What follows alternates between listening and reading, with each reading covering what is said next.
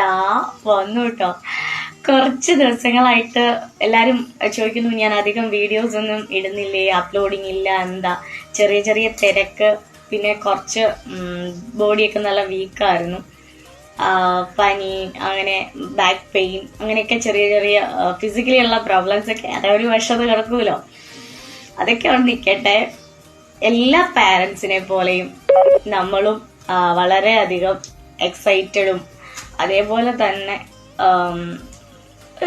സങ്കടവും ഒക്കെയുള്ള ഒരു ദിവസമാണ് ഇന്ന് എനിക്ക്. ഇന്ന് ആയിഷുമോളെ എൻ്റെ കുഞ്ഞിനെ പ്ലേ സ്കൂളിൽ വിടുവാണ്. അവൾ പോകുന്ന വീഡിയോ ഒന്നും ഒരുപക്ഷെ എനിക്ക് എടുക്കാൻ പറ്റത്തില്ല, കാരണം അവൾ കരയും. മേ ബി എല്ലാ പേരൻസിനെ പോലെ നമുക്ക് സങ്കടം വരും, സ്വാഭാവികമാണ്.